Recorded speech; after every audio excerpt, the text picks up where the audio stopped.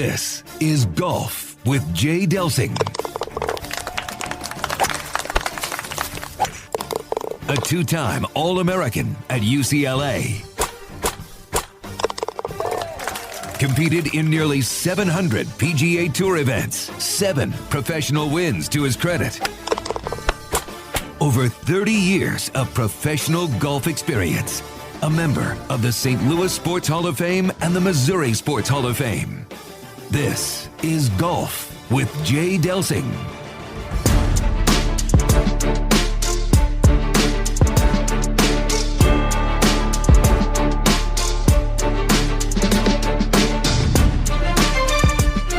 It's time to tee it up.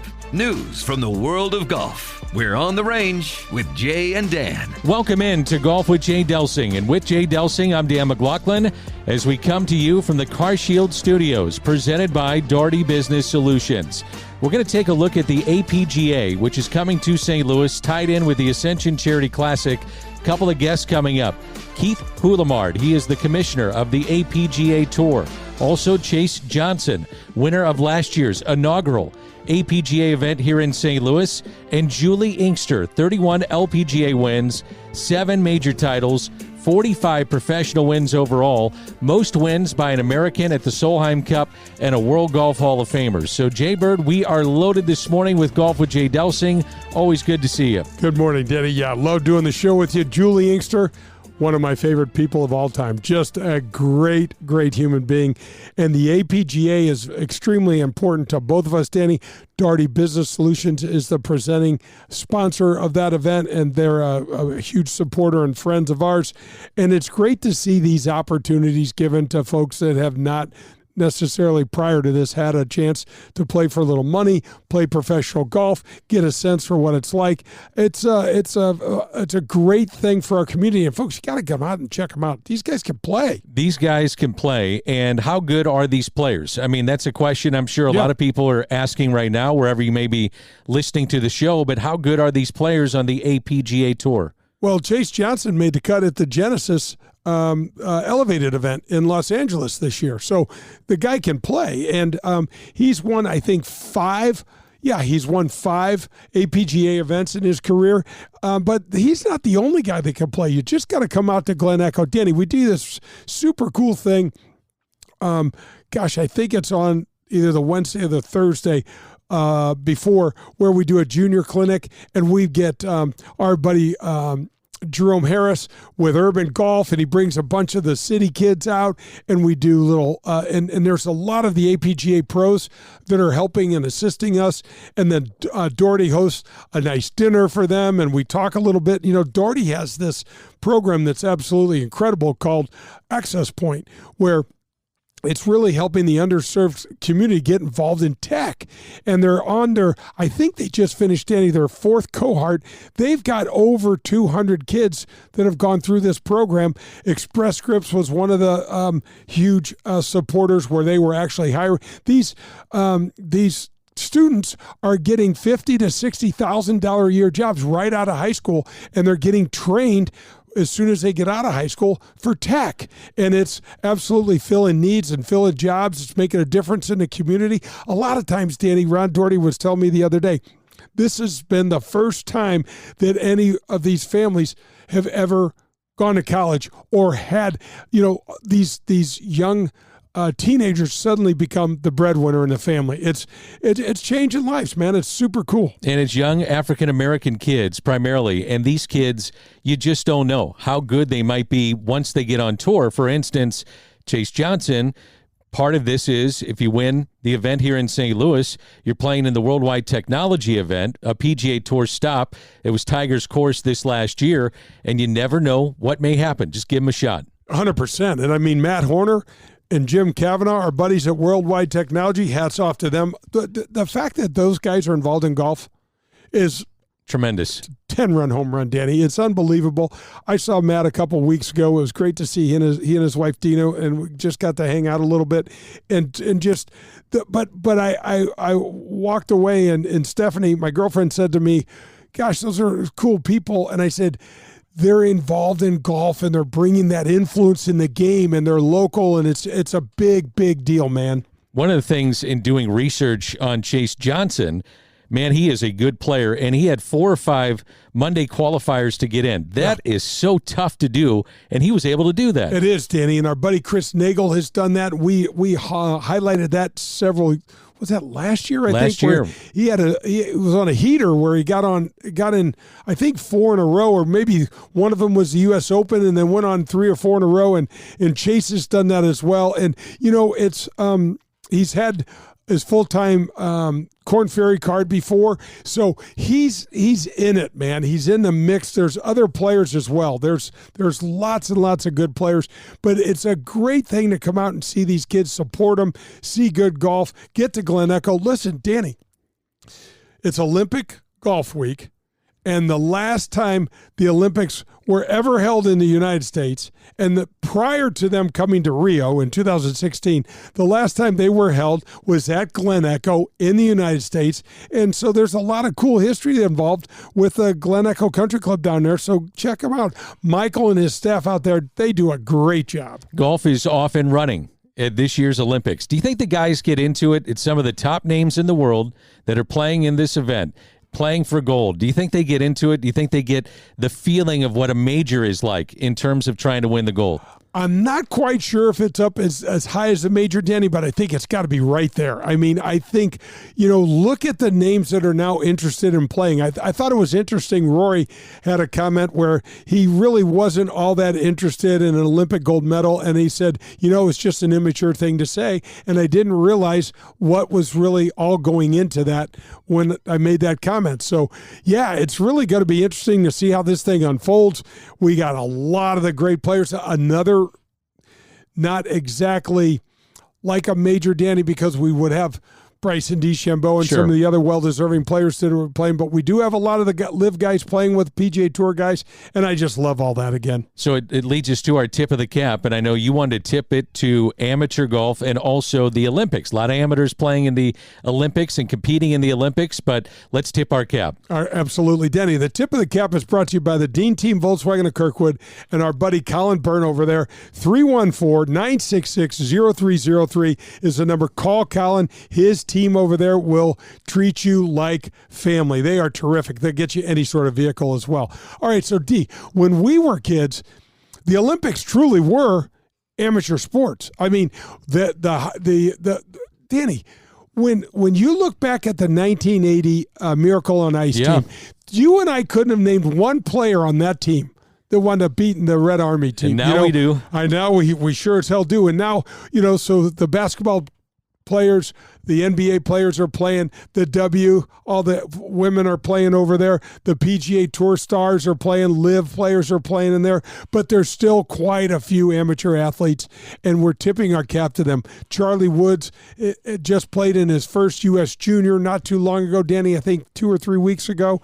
It's great to see him getting that sort of exposure. We got the USAM that's happening.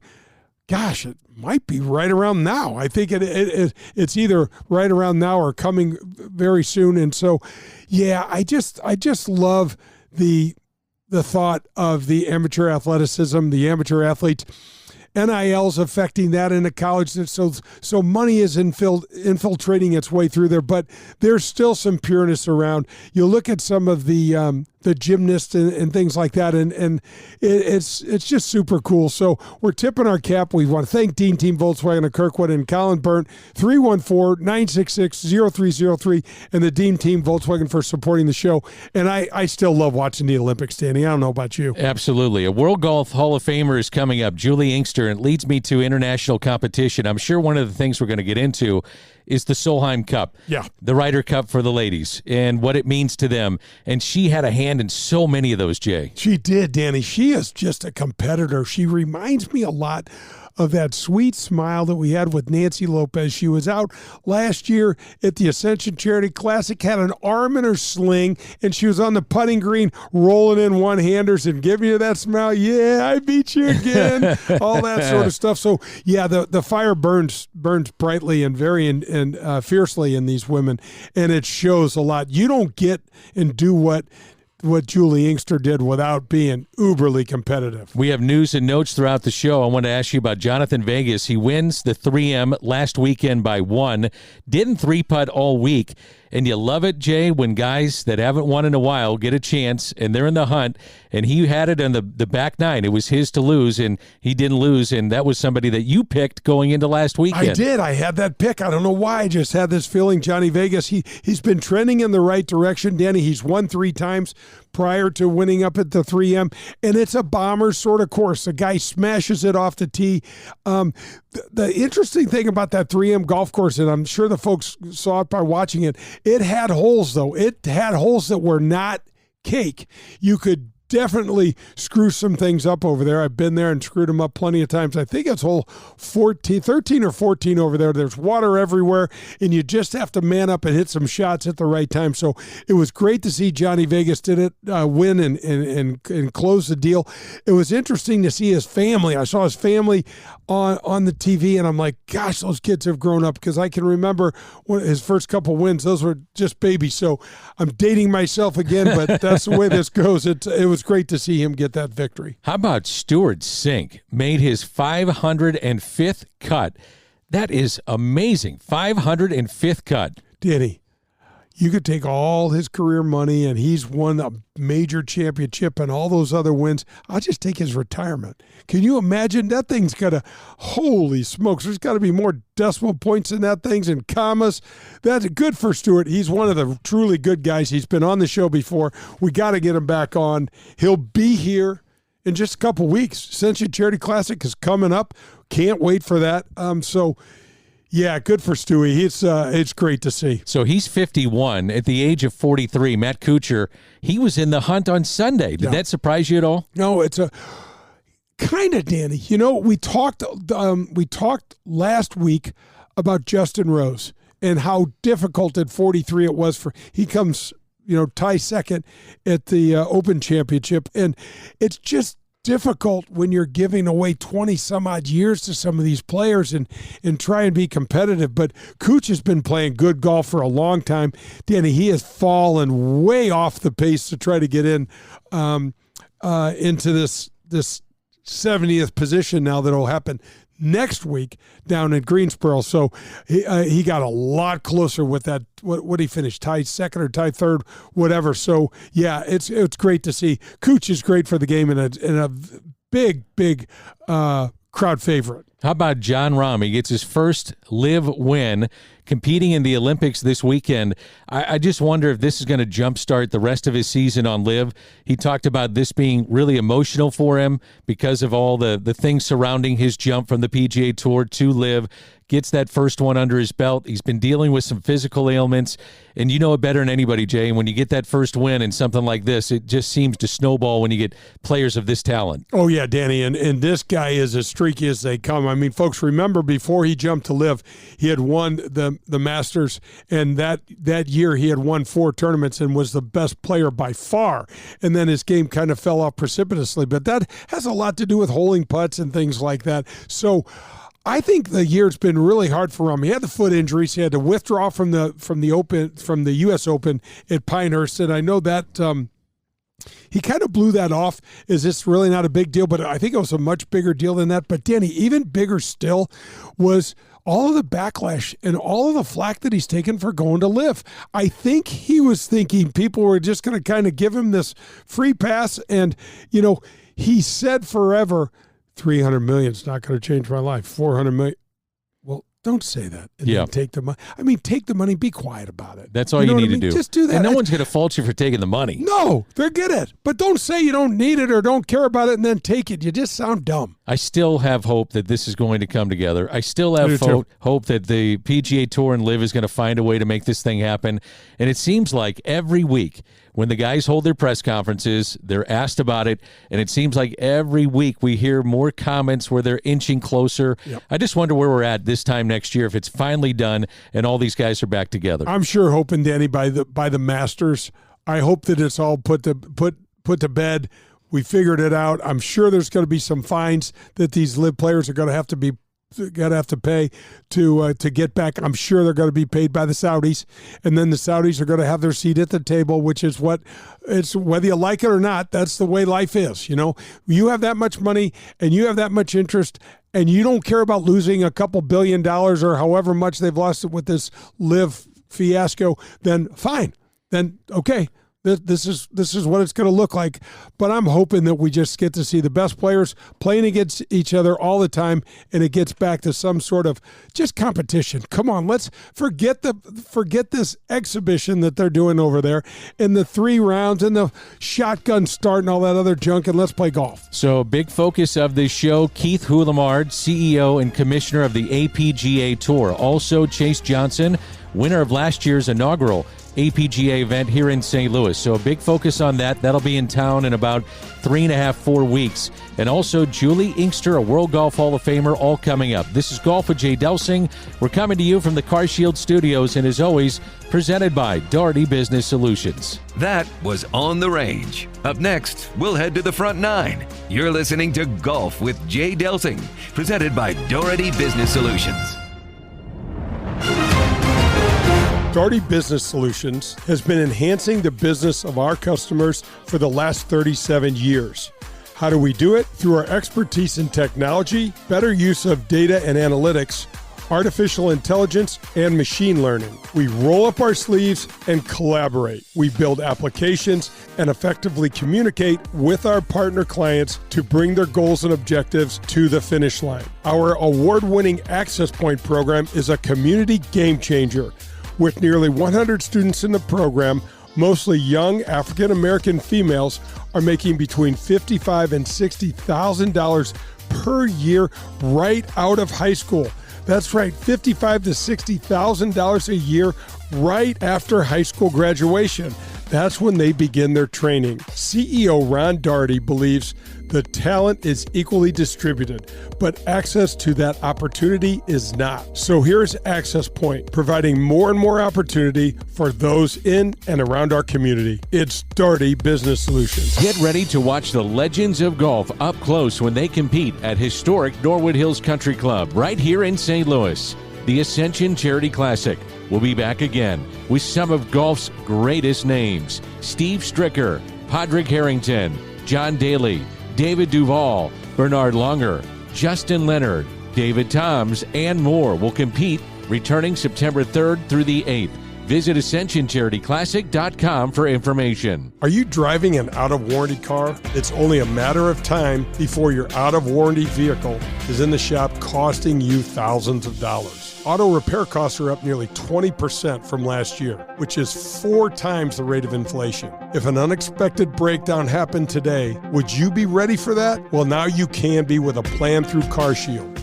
Even if your car is just over 3 years old, it's still prone to expensive costs. Your car is more than just getting you from point A to point B. Traveling by car is a way of life. From picking up your kids to going to a new restaurant, cars are a daily essential. When you enroll in a car protection plan through CarShield, you can look forward to the following. The price will never go up no matter how many claims you file, or no matter how high the mileage on your car increases.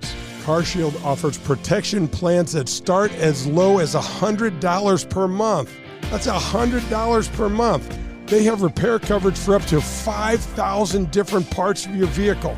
Plus, when your car breaks down and you're stuck on the side of the road, you get 24/7 coast-to-coast roadside assistance. You also get complimentary towing and rental car options. CarShield has my back when my car breaks down, and they can have yours too.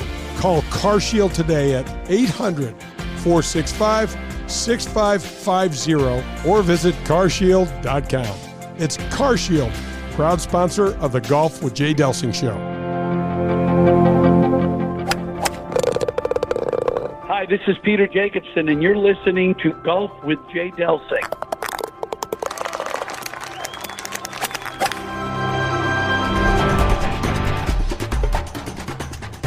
I'm delighted to welcome the Amateur Players Tour to the Golf with Jay Delsing show.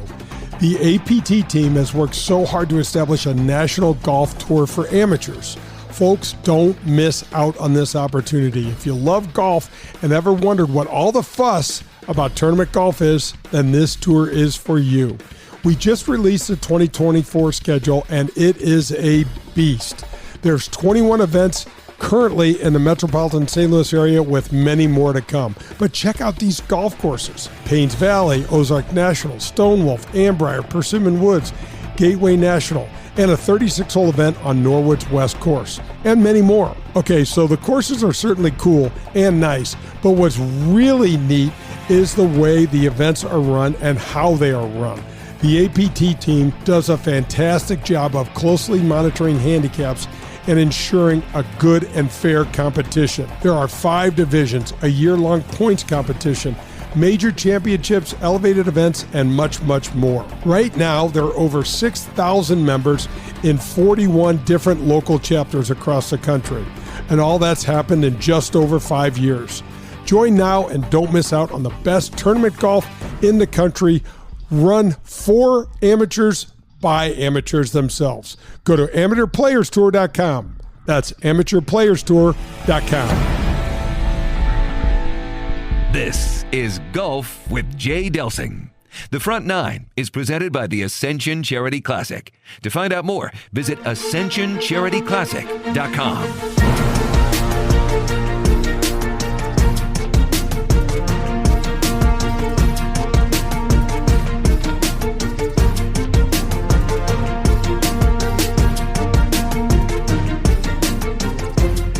I'm sitting down with my buddy Keith Houlemarde.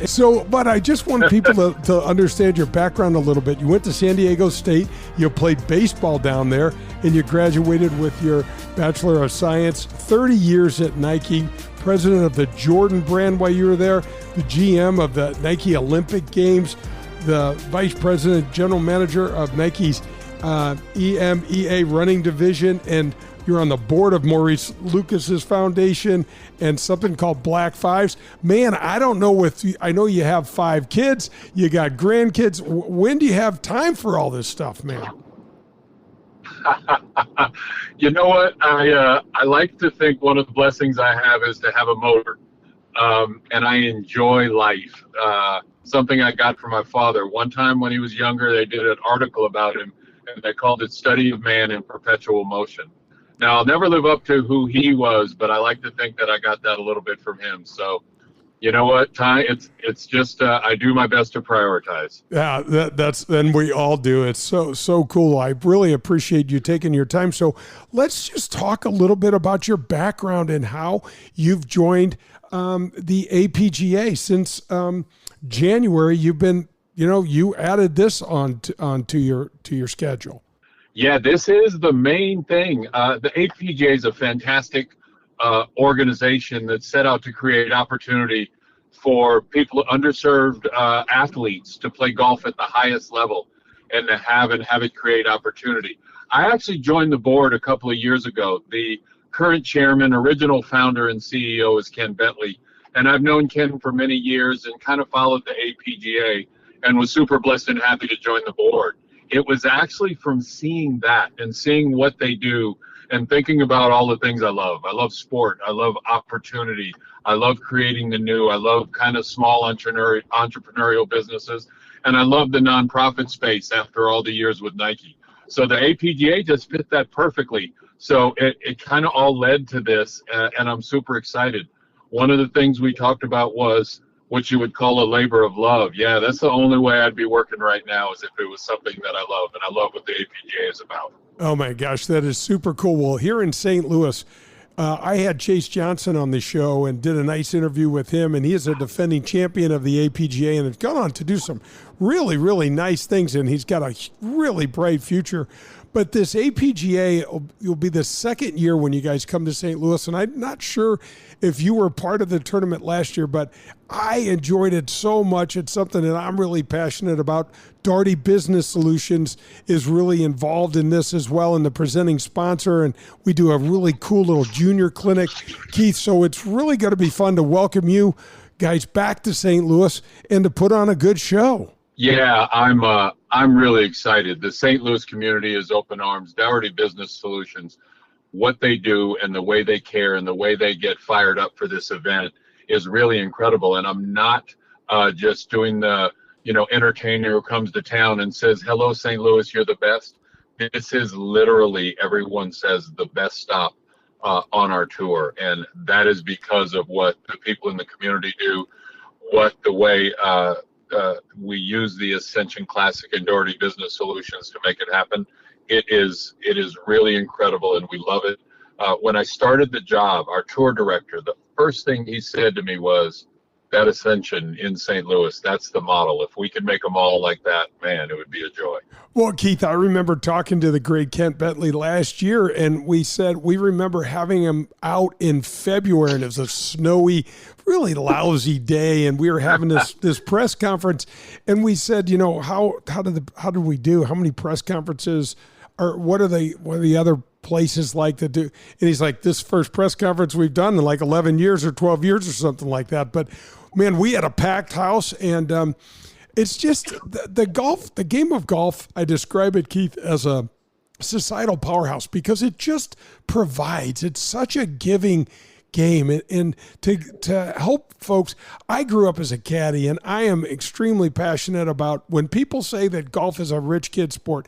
It gets the hair on the back of my neck up, man, because it's not. Otherwise, I would have been precluded. And with these young men that come to town, I love just seeing them with the opportunity so they can showcase what they can do. Yeah, I love that you say that. I think golf is, if you play golf, it opens up worlds, and there's so much access. And I'm not just saying worlds of people, worlds of opportunity and idea. I'm like you. I'm nowhere near as good as you, but my love for golf is such that there's no two shots the same, no two holes. Every time you hit the ball, it's different, and it requires imagination and getting over bad shots and all of those things. But all of that, to me, golf is like this wondrous place where it takes me everywhere. And so that's how I personally feel. And I just love to be part of an organization and things like the tournament that seeks to create more and more access for that. Because I think that's really the unlock. It's not about money. It's just about, is there access? Have you been exposed to it? Do you see all the great things it brings? I'm visiting with Keith Houlemarde. He is the new CEO and commissioner of the APGA Tour. And Keith, it's interesting because this opportunity, there's no telling what these young men can do with that. I mean, just a little confidence here and there as an athlete, and all you need is that stage, and you just never know. I completely agree, and our guys have a ton of talent. I hope any of the listeners out there get a chance to come see them. These are all amazing professional golfers who you can almost not distinguish their talent and skill. You talked about Chase Johnson a minute ago, who has played on a number of Korn Ferry events, from those at the highest level. These guys really can hit all the shots. The amazing thing also, though, is to be able to not only create access through the tour, but to help them develop their game. So we also have a player development program that gives them access to a coach, a sports psychologist, tools like a swingman, et cetera. So we've got, we seek to help them along with their game and their skills, both kind of on and off the course. Yeah, no, absolutely. And it's really nice to see more of corporate America get involved. And when we're talking about that opportunity, Keith, I don't think it happens unless we create some awareness initially. We've got to make people aware that this is out there. These guys, there's young women out there like that are looking for the same opportunity and the same chance. Exactly. I'm glad you said that. And it's in speaking of corporate, not only for this particular event do we have Doherty Business Solutions, but this is part of our Cisco series. And Cisco, as a sponsor of this entire thing, has been incredible. They're actually going to, I think, have a couple of people come play the practice round. They're at almost all of our events, but they really, really support us. It's been through them, through Farmers Insurance, and some of our other major sponsors that we've been able to grow at the rate we have. So we love it, but actually it's kind of less of a sponsorship and more of a partnership because they're 100% in it with us. Oh, and I love the idea of a partnership. So Keith, what do you feel like the future holds? What do you have goal-wise set up for the tour and for golf? So many things. I don't want to give too much away because I want under promise and over deliver. But I will tell you, the APGA, for people who know kind of the golf world, I think we sit at the top of what people call the mini tour. I want us to start to really, really more so mimic the highest level tours, the PGA, the Korn Ferry. We've had guys play on those tours, and so it means more tournaments, longer, all caddies and carts and walking. We've been blessed through our partnership with PGA and through others to play at some of the greatest courses. So we're playing at the courses. Now we want to create the conditions. The other thing I want to share with you is we are launching what I call APGA Women's. We don't have a full tour, but we have women who are in player development who are helping along with their tools in the game. So we seek to be able to benefit, hopefully, the women's world of golf for underserved athletes, similar to what we've done in men's. And that's happening just later this year, and we're really excited about it. Oh, that's wonderful. Well, we want to be involved. We want to support it in any way, shape, or form. Keith, how can folks that are listening, how can they learn more about the APGA Tour, and how can they learn more about supporting it, whether it's volunteering, maybe it's a donation, but there's a lot of ways. You guys aren't going to turn anybody away, are you? Not a chance. There's many ways, but the most simple is apgatour.org. We have, and by the way, we run also a foundation that's a fully write-offable 501c3, and that's where we do youth clinics and our junior series that we partner with Mac Champ on, and we have player development and all of those things. So just go to APGA or apgatour.org, and you can go Instagram, Facebook, APGA Tour. It's all there. Great marketing, great stories, great players. And please, everyone's invited. Donations help a ton. But more than anything else, we want people to be part of what we're doing at APGA. Come see us. Come see the guys play. Participate in any way. Our whole schedule of tournaments is on the website, so you can see we're actually in New Orleans this week, of course, followed by this great event that we're having in St. Louis. Keith, the bottom line is that this tour and with the help of everyone is going to gain steam, gain momentum. We're going to get more people playing the game. We're going to grow the game. We're going to give some of the city kids better options, more options to do something different and to broaden their horizons and expand whatever it is they do. And I'm all for it. I can't wait. Amazing. I couldn't have said that better myself, Jay. Thank you. Keith, thanks so much for joining us. We look forward to seeing you in a couple weeks for the APGA event at Glen Echo, and I can't wait to meet you. Thank you. Likewise. Looking forward to it. That was the Front Nine. Up next, we'll make the turn. You're listening to Golf with Jay Delsing, presented by CarShield.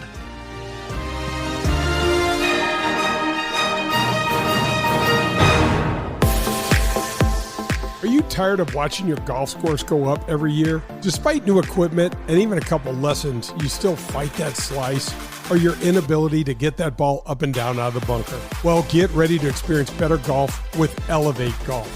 At Elevate Golf, we're changing the way golfers practice with our innovative and data-driven approach to learning and, most importantly, improving. We have an array of membership options where you can find the perfect fit for your golf, your lifestyle, and your budget. Whether you start in our full-service gym, the short game area that has real sand bunker, or one of our 7 TrackMan simulator bays, the team at Elevate Golf will do a complete assessment of you and your game, which is crucial because if you don't know where you're starting from, it's nearly impossible to attain a goal or a new level. Call us today at 636-265-0557 or visit us at elevategolf.com. That's ELV8golf.com. Contact us today and get ready to play better golf. This is Chris Nagel.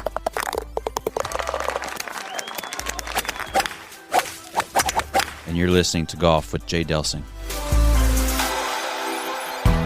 Recently, my nephew called me and said his basement had flooded and all the hardwood, carpet, and flooring had to be replaced. I told him I have the perfect place for you to go. At Jerseyville Flooring and Furniture, this second-generation family-owned business treats everyone just like their family. Jared Capps is continuing his mom and dad's 50-year business tradition where honesty, transparency, and service carry the day. My nephew loved the luxury vinyl product. Jerseyville Flooring and Furniture has the largest selection in the area. Whether you prefer Mohawk and the wide variety of their product lines, I love the Rev Wood product, by the way, or Karastan or Pergo Elements line, Jerseyville Flooring and Furniture will literally have you covered. You have pets? Let Jared tell you about the many sustainable flooring and carpet options that are pet-friendly but also easily maintained to keep your floors looking great every day. And don't forget about their huge selection of Lazy Boy recliners. They are awesome and one of the biggest selections in the Midwest. Call them today at 618-936-0536 and get your free estimate or set up a consultation with one of their experts. You can also go to jerseyvillecarpetandfurniture.net. Proud sponsor of Golf with Jay Delsing.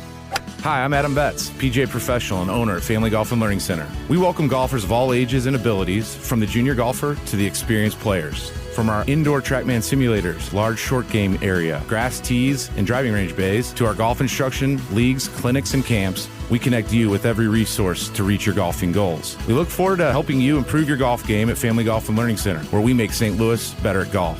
Visit us at familygolfonline.com. That's familygolfonline.com. If you're in the market for a new or used vehicle, any make or model, then you need to visit the Dean Team Volkswagen of Kirkwood. They are the official vehicle provider of the Golf with Jay Delsing show. My daughter and I both drive vehicles supplied by Colin and the Dean Team Volkswagen of Kirkwood, and it's because we know we can trust them. They made the car buying experience painless and easy, and their customer service is second to none. Every single step of the car buying experience was taken care of for us. You can reach Colin at 314-966-0303, and he will answer all of your questions and put your mind at ease. The Dean Team Volkswagen of Kirkwood has new or pre-owned vehicles to be purchased or leased, whichever you prefer. Once you visit the Dean Team Volkswagen on Manchester in Kirkwood, you'll be a customer for life because they will treat you like family. The Dean Team Volkswagen of Kirkwood, the official vehicle provider of the Golf with Jay Delsing show. This is Making the Turn. Making the Turn is presented by Family Golf and Learning Center. For the kids and adults who love the game of golf, look no further than Family Golf and Learning Center. Now let's get back to Jay and Dan.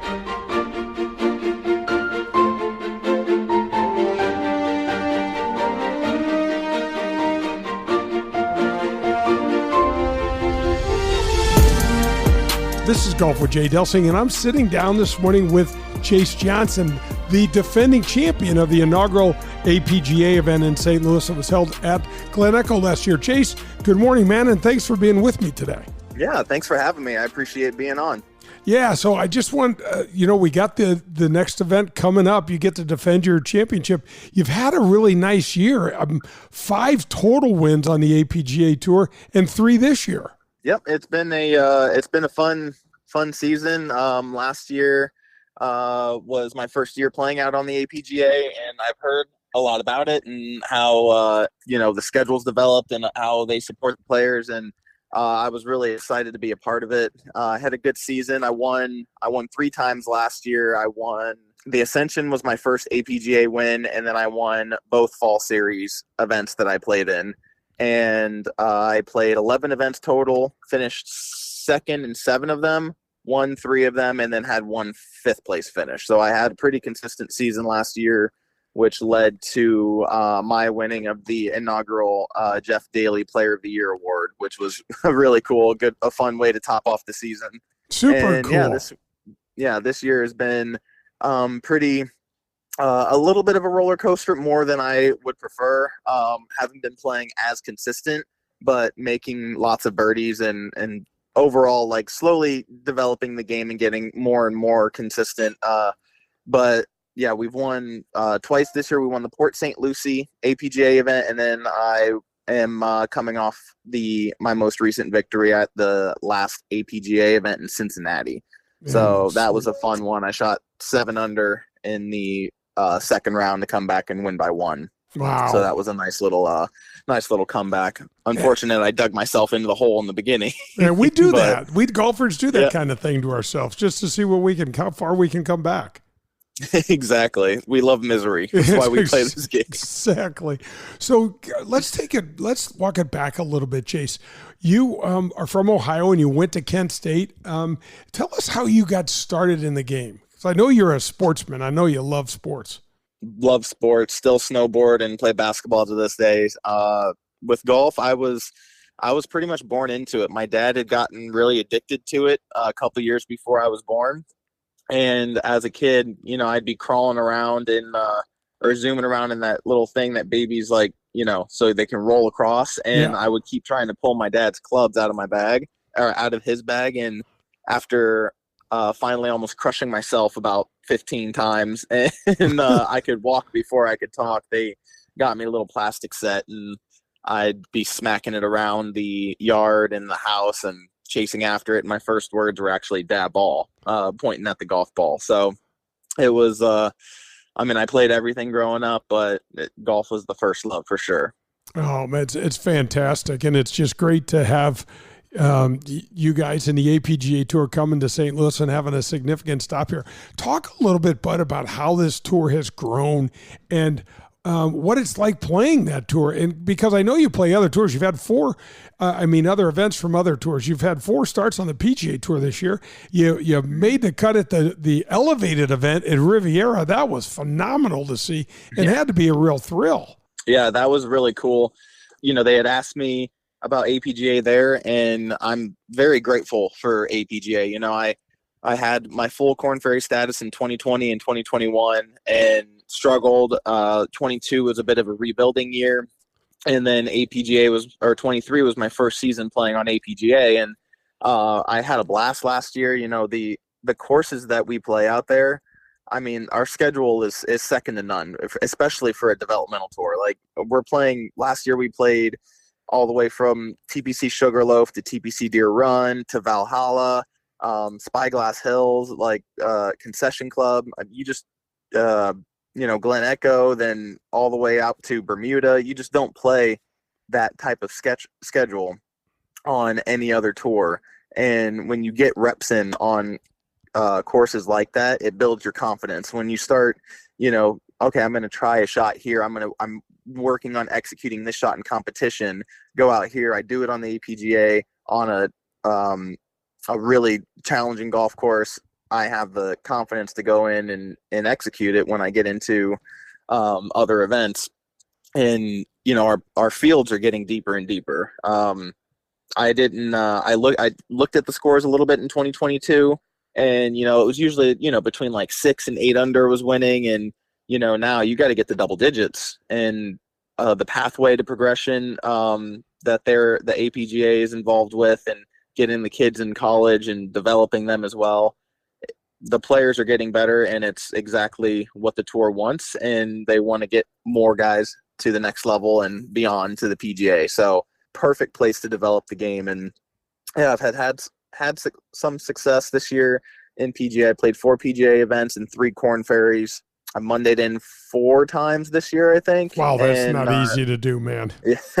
I actually just missed qualifying for the Korn Ferry event this week in Chicago by 2 shots as well. So, but I have a 12th place finish in Wichita in the Korn Ferry event there. So we're sitting at 164, I think, on the points list. Hopefully we can get into one more and take advantage of it and then earn my way into the Korn Ferry playoffs. And then from that point on, have a couple more opportunities to try and get a Korn Ferry PGA Tour card for next year. Oh, no, absolutely. This is Chase Johnson. He's an APGA Tour player. He's the defending champion of the inaugural APGA event that was held at Glen Echo in St. Louis last year. And we are talking about life on the tour. So, Chase, what's really cool is to see more of the bigger companies get involved with the APGA Tour. Mm-hmm. And for folks that don't know, the APGA stands for Advocate PGA. And so what the APGA is trying to do is give folks that have not had maybe enough opportunities to jump in a game, to give them an avenue to play.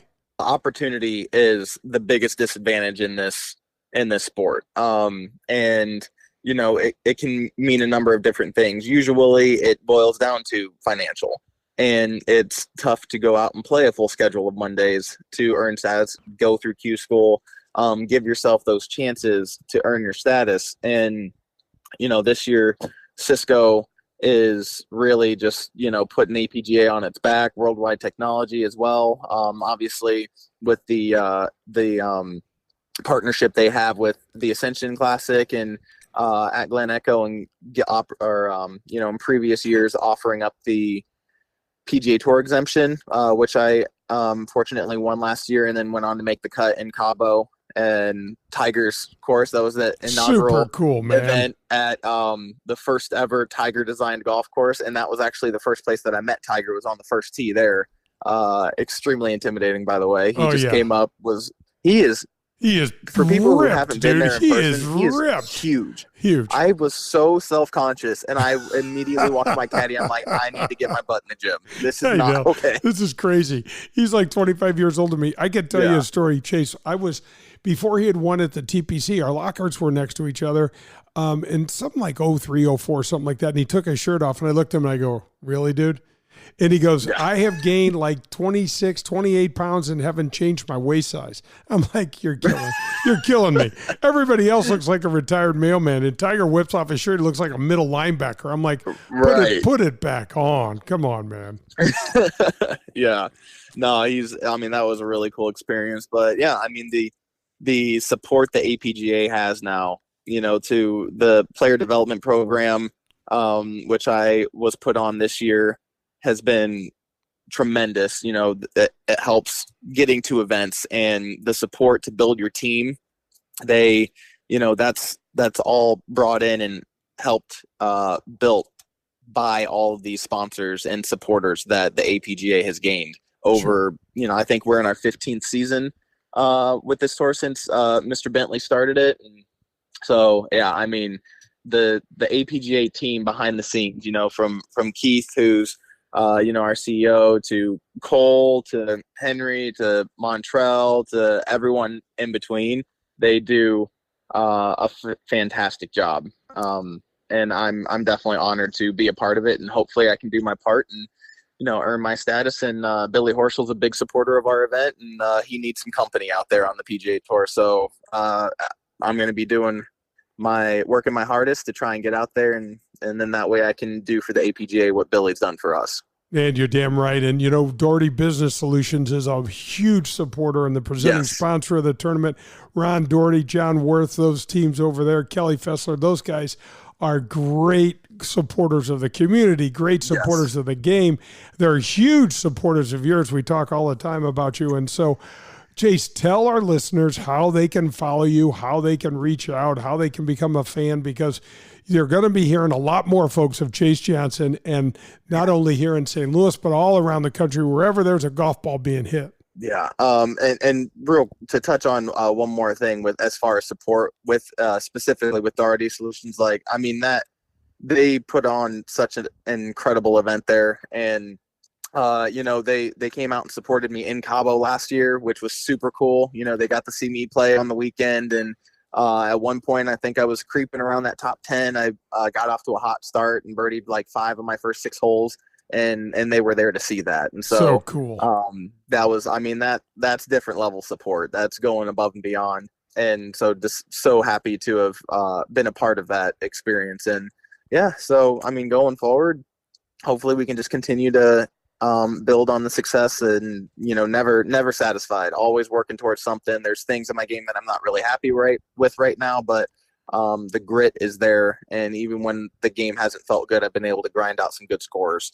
Absolutely. Example, Cincinnati. So hopefully we can just continue to build on that, take advantage, and lock up status for next year, and just represent the APGA and myself and my family and everything that I stand for as much as I can. Again, big supporter of the First Tee program, went through that as a kid, and it was really cool to see the partnership between APGA and First Tee a couple weeks ago in Akron for a Pathway to Progression series event that they had. So as much as I can do to pay it forward to all of these organizations that have helped me hopefully I can do that one day. Yeah, amen, buddy. And you got a lot of fans here in St. Louis.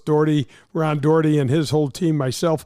Chase, tell people how they can follow you on social media or how they can keep in touch with you, your website, whatever. Pretty simple. Social media is, Chase Johnson 96 at Instagram. I have a Grandstand account, which is really cool. I've partnered with them this year, and helps. They follow me everywhere I'm going. They're always giving live updates to every event I'm in, and they do a really good job supporting their athletes and basically kind of building the community family better. And I've been able to connect with some cool people through that.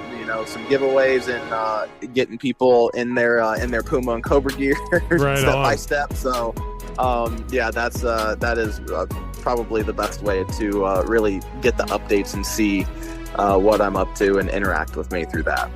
Best of luck, my friend. We look forward to seeing you here in St. Louis really shortly, and keep doing your thing. Absolutely. Thank you. I can't wait to be back. Making the Turn was brought to you by Pro-Am Golf. See what Pro-Am Golf can do for you. Up next, we head to the back nine. You're listening to Golf with Jay Delsing.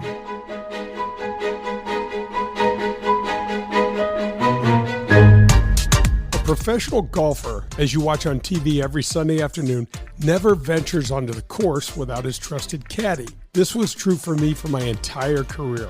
I want you to think of Powers Insurance as your insurance caddy that you never had. Just as my golf caddy helped me to assess risk on the golf course, Powers Insurance can do the same for you in your busy and complicated life. Tim Davis, COO at Powers Insurance, did exactly that for me and saved me over 50% on one of my coverages. A good insurance risk advisor can help you know when to take a chance or when it may be smarter to take a little more club. Give the folks at Powers Insurance a call and get a caddy for all of your insurance needs. Call them at 314-725-1414. That's 314-725-1414. That's Powers Insurance. Hi, this is Adam Betts from Family Golf and Learning Center.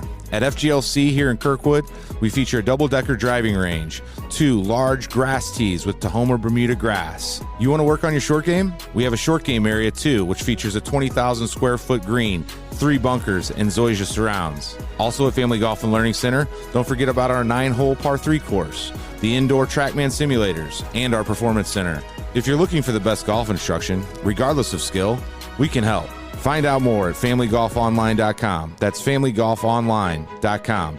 Family Golf and Learning Center. We make St. Louis better at golf.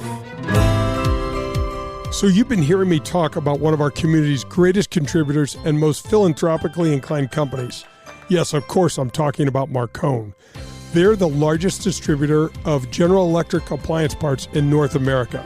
Did you know that Marcone is also the largest and most trusted supplier of commercial and residential appliance parts, HVAC, plumbing, commercial kitchens, and pools and spas? All of that's in North America as well. That's right, Marcone does all that. Marcone is committed to supporting our first responders, all the branches of service in our military, our police and firefighters, and many more. From the viewing deck at the Ascension Charity Classic, founded in honor of our military heroes, to their commitment to Reese Across America program, Marcone is here for you and your family as well as your community. That's Marcone, the official sponsor of the Golf with Jay Delsing show. For the best in Italian cuisine in St. Louis, look no further than Paul Manno's, located in Chesterfield. It's traditional Italian cooking, and their best ingredient, it's their tradition. It's cooking like Paul's grandmother used to make and like his mother still prepares today. There are no corners cut at Paul Manno's. From greeting you at the door to the pasta you'll share with your family, Paul Manno's is committed to bringing you their very best anytime you share a meal at their place. It's Paul Manno's, located in Chesterfield.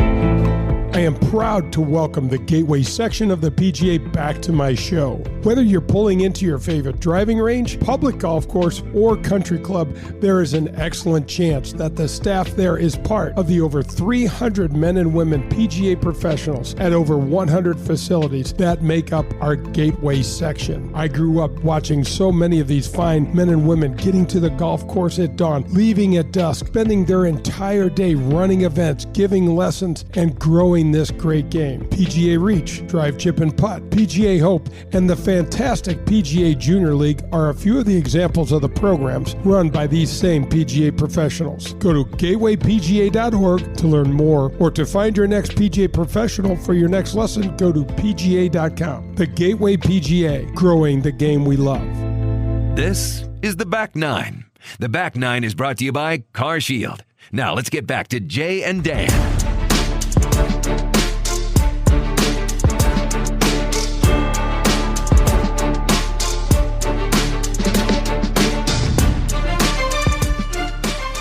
Mailbag is coming up later in the show. We call this Golf with Jay Delsing, coming to you from the CarShield studios.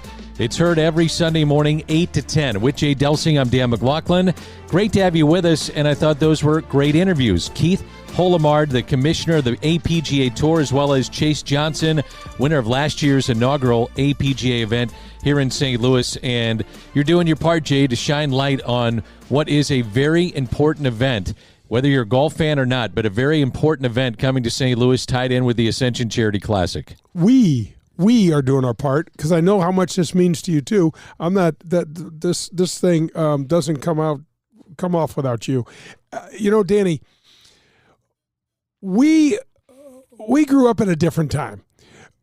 We didn't have money, but we didn't have any sort of sense of limitations. You know what I mean? Just because we didn't have money didn't mean we couldn't do something, And I sit there and think about, well, if the color of your skin is X and this is Y and all this, we never experienced anything like that, and I don't want anybody else to have to experience that stuff, man. Right. You know what I mean? Sure. And so these kids can play. Here's the thing: we got to talk a little bit about Keith Houlemarde. He is commissioner of the APGA Tour. He's also the CEO of the tour, and a great guy. Denny, 30 years with Nike. 30 years with Nike. He ran the Jordan brand for a while. He ran part of the Olympics, part of running division for Nike, and just a super, super cool person. You could hear how well spoken he was, but passionate about this. And he called it a labor of love. And it's this sort of, we all have that same desire to shine some light on this thing. So let's move on from some of the old and get into some of the new, and have some of these kids start gaining a little confidence, and watch out, man. Who knows? And I love what they're doing both on and off the course. This is well beyond just the game of golf, even though some of these players, as you mentioned, they can really play, and a chance to qualify going into the Worldwide Technology event. But this is about helping these kids in life, and that's something that cannot be overlooked. Oh, 100%. And Doherty Business Solutions, hats off to Ron and his team, John Worth, Kelly, those guys over there, Admiral Lee. They're just such community stewards, and golf is new for Doherty, so I appreciate being kind of part of that. They'll ask me questions about, hey, how do we do this? How can we accomplish that? And I'm like, let's use golf. And let's break down some of these barriers. It's super, super cool, Danny. The APGA is going to be fun to watch, and hats off to Glen Echo too, for hosting, to give them a really nice golf course to play, and a fair, fun venue. The guys can make some birdies, but also got to hit every club in their bag. So one of the things the Ascension does, as we know, they're helping out charities, worthy charities in North St. Louis County. But they're also helping out young African-American kids with clinics and that kind of thing. And if they see a guy like Chase Johnson winning, that means a lot, man. They walk away and go, if that guy's doing it, I can do it too. Danny, you know what it reminds me? We can't get off of this subject without tipping our cap to the great Ozzie Smith, because it's one thing for you and I to go down in the city and talk to the kids. It's another thing for them to see someone like Ozzie. And Ozzie's now branched off into golf. But, the wizard, he's the man. He is the guy. And when he talks, everybody listens, and it's just different, Danny, when you see someone look more like you. It just clicks it just gets everybody's juices flowing. It's wonderful. Mailbag is coming up. Also, Juli Inkster, World Golf Hall of Famer, but there's some other news and notes that I want to hit you with. How about KJ Choi? the Senior Open Championship at Carnoustie in Scotland. And this is a guy that you know fairly well, don't you? Yeah, absolutely. Really, really good guy. You will be seeing him in just a couple of weeks. 4 or 5 weeks now, Danny, for the Ascension Charity Classic. He'll be playing here in St. Louis. And just a really good player. Been a good player for a lot of years. Danny, one of the things that I didn't realize, and this is kind of interesting, because he was a Nike athlete, right? And we were sitting around talking, and it was, gosh, I'm trying to think of, I don't remember who it was, but KJ and I were having lunch, and he had a friend with him. And he was talking about the influence that KJ had in the Asian market. And I didn't realize, and he's like, oh, yeah, KJ Choi is like he's like Bono over there. Yeah. And I was like, makes a lot of sense. You know, when Hideki Matsuyama won the Masters a few years back, Danny, they said it was the most prominent golf win that could have ever happened, because it will affect more people, because the Asian market, that Far Eastern market, is just so golf crazy. And it's something to point out. It's a perfect lead in with Juli Inkster too, about how the women's game has grown, what she made to what they're making now, and the fact that Nelly Korda is leading the way in a lot of senses of what's going on with the tour. But the difference now from when she played to what we see now is just enormous. Oh my gosh, it is enormous. It's so you think the men PGA Tour purses have grown. The LPGA Tour is coming as well, and it's about time, right? It's about time, because once people start watching that, Danny, we talk about this all the time. You hear me tell folks that are like, who should I watch? Watch the women play, because it's just a little more relatable. The men, they turn too fast and hit it too far. They really do. So why is the swing so technically sound? And no, not every size fits all. I get that. No. But their swings look so perfect compared to some of the men. Like a Scotty Scheffler. You wouldn't teach that with what's going on with his back Jim foot. Jim Furyk, right? Another one. Right, absolutely. Danny, a lot of it has to do with the South Koreans, and the fact that we're talking KJ and stuff is fits. Those women grow up with lessons and structured practice from the time they're little bitty girls. And so by the time they start developing into these really good players, their techniques are flawless. I mean, their positions and their rhythm, Danny, is just amazing. I can remember watching the women play at Lancaster, Pennsylvania. Was the first women's U.S. Open that we did on the Fox golf team. And I went and I'm like, oh, now one woman's overswinging. It took me 3 swings to overswing. I'm swinging as hard as and so I remember Scott McCarron and I grabbing our clubs, and we're like, we got to go hit some balls.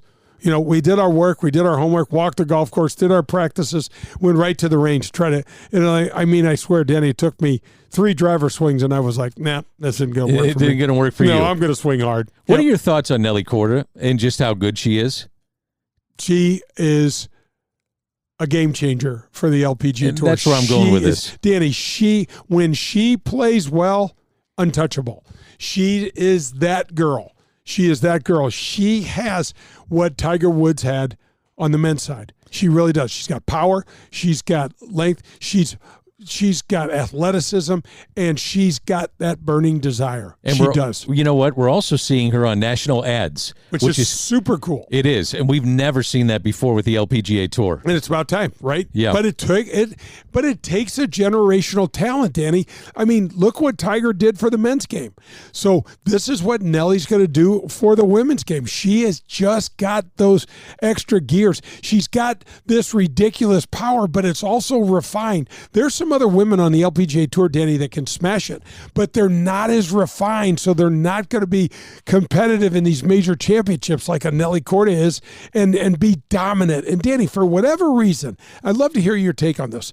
Why does our great game thrive so much when in men's side, women's side, when there's that man or that dominant player like Nelly? I think you have to have a good villain.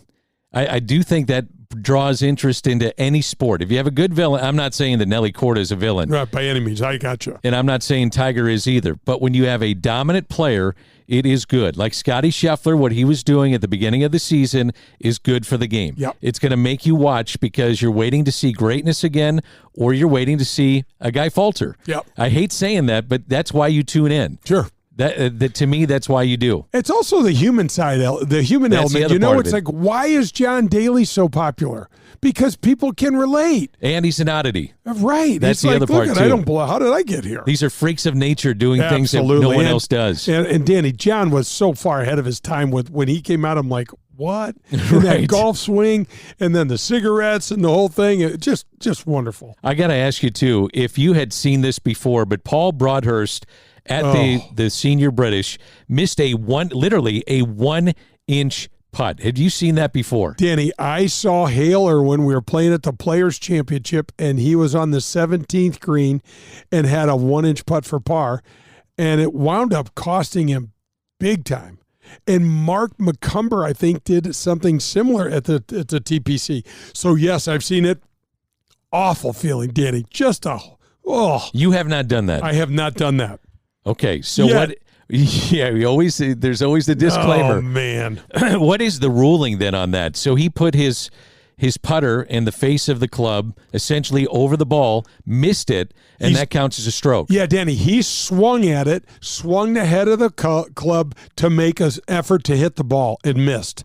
And now, look, he could have only hit the very, very top of the ball. Still would have rolled an inch, right? But he missed, and so that counts as if you make an effort to swing and hit the ball and miss it, that counts as a stroke. Now, you got to remember, folks, so when you're on the teeing ground, you nudge your ball off the tee, that does not count as a stroke. You were not trying to make an effort to hit that. You were doing your waggles and just got a little too close. That is not the case. And so they've done a better job of those rulings. I think, Danny, I one time hit a ball on tour with my practice stroke, and that cost me a shot. And I believe they've changed that rule that does not cost you a stroke. Now, if you're in the high rough, Danny, and you swing at it and you miss it, that's a stroke. That's a stroke. Yeah, that's a stroke. So you actually did that. You were on the tee, and it was a practice swing, and you barely nudged it, whatever the case may be. That was not a penalty stroke. But, Danny, one time, I'll never forget this. I was playing in Greensboro, and I hit this drive on this par 5, it's 9th hole, and I was going to hit my driver off the deck. And I said to my caddy, how far do we have to the front edge? And I was standing next to the ball, Danny, and I stepped out into the bucket with my left foot, thinking I was further enough away from the ball, and made a little practice swing. And my caddy goes, we're 278 yards to the front. So I'm thinking I could hit this driver off the deck and maybe get it there. And I nudged this ball, and he goes, well, now we're 277 yards. And I'm like, oh, brother. So if you're after a tee shot, so let's just say you're taking a practice with an iron. Yeah. And you nudge it. That is not a stroke anymore. This is before I did this before Okay. they changed the rules. We should consult with the rules of golf, but I'm almost certain that is no longer. You have to be trying to make an effort to hit that ball, and a practice stroke is not trying to make an effort. But walking up to the hole like Paul Broadhurst did, and making a motion to stroke the putt and hitting over the top of it, that counts, unfortunately. Could you imagine if that cost you thousands of dollars? Thousands. Paul Broadhurst just finished. Let me look at it again. He finished, I think, either tied for second, Danny, or solo third. So that would have cost him. Paul Broadhurst finished third by himself. And it did not. Richard Green finished solo second. It did not cost him. It did not cost him. He would have still, if you'd have given him one more stroke to par, and Broadhurst finished 7 under, he still would have been a shot behind Richard Green. So it did not. He got away with it. He did. He got away with it. He got. He was upset. Oh, it had to feel terrible at the time. That is an awful feeling. Doing anything dumb on the golf course, which I've spent most of my career doing, it's an awful feeling. If you're just joining us, Juli Inkster is coming up in our next segment. I cannot wait to visit with her. You know her quite well from your days on tour. You also work TV with her. What do you want to find out about her? What do you want to ask her? Oh man, so she's a competitor, Danny. You play basketball with her, you've played tic-tac-toe with her, anything. She just wants to drill you. She just wants to win. I want to ask her about the the Solheim, and I want to ask her about some of her matches and stuff like that, because I do have this thing that I'm going to ask her about. If you pick, someone told me this. One of the girls from the LPGA told me, ask Julie how she feels about her competitor picking up her coin on the green. Doesn't like it. No, not at all. Doesn't like it. All right, we're going to find out. Yeah. Juli Inkster's coming up, a World Golf Hall of Famer. This is Golf with Jay Delsing. We're presented by Doherty Business Solutions, coming to you from the CarShield Studios. That was the Back Nine, presented by Elevate Golf. Get your golf game in shape with Elevate Golf. Hey, Jay Delsing here, and I know I speak for all of we golfers. We're always looking to try to improve our game. For me, that means I go to one place, and that one place is Pro-Am Golf in Brentwood. Tom DeGrand opened his family business in 1975 with a goal of providing St. Louis with the finest in golf equipment, instruction, and technology. Whether you need a new rangefinder, your first set of clubs, or anything else you can think of, Pro-Am Golf has just what you're looking for. If you're a scratch handicap or you carry a 20 handicap, come visit Pro-Am Golf and inquire about a lesson from Tom DeGrand. He's been fixing golf swings and making St. Louis better at golf for over 40 years. Go get your gear, lessons, or anything golf related where I go, and that's Pro-Am Golf in Brentwood. You can also visit them online at Pro-Am Golf USA. That's ProAmGolfUSA.com. It's Pro-Am Golf, proud sponsor of the Golf with Jay Delsing show. This is Jim Hackenberg, founder of Orange Whip and Orange Whip Training. You're listening to Golf with Jay Delsing. Hey, this is Jay Delsing for SSM Health Physical Therapy. Our golf program has the same screening techniques and technology as the pros on the PGA Tour use. SSM Health Physical Therapy has the Titleist Performance Institute trained physical therapists that can perform the TPI screening on you, as well as use the K-Vest 3D motion capture system. Proper posture, alignment, etc. can help you keep your game right down the middle. We have 80 locations in the St. Louis area. Call 800-518-1626 or visit them on the web at ssmphysicaltherapy.com. Your therapy, our passion. This is Paul Lazinger, and you're listening to Golf with Jay Delsing. Get ready to watch the legends of golf up close when they compete at historic Norwood Hills Country Club right here in St. Louis. The Ascension Charity Classic will be back again with some of golf's biggest names: Steve Stricker, Padraig Harrington, John Daly, David Duval, Bernard Langer, Ernie Els, and more. Will return September 3rd through the 8th at Norwood Hills. All tournament proceeds go to area charities serving North St. Louis County youth and families. Sponsorship opportunities, Pro-Am foursomes, and more information available for you at AscensionCharityClassic.com. This is Adam Betts from Family Golf and Learning Center located in Kirkwood. Our motto is play your best golf. We have the best instruction for every skill level. 2 female instructors along with our 8 PGA instructors. We're there for the kids and the adults who are starting to play and trying to refine their game. Family Golf and Learning Center features a double-decker driving range, grass tees, and a short game area, along with indoor simulators and a performance center. That's not all. Don't forget about our Back Nine Bar and Grill. Find out how we can help you and your family. Head to FamilyGolfOnline.com. That's FamilyGolfOnline.com. It's Family Golf and Learning Center, where we make St. Louis better at golf. This is Golf with Jay Delsing, rated as the #1 golf show in the Midwest. Now let's get back to Jay and Dan.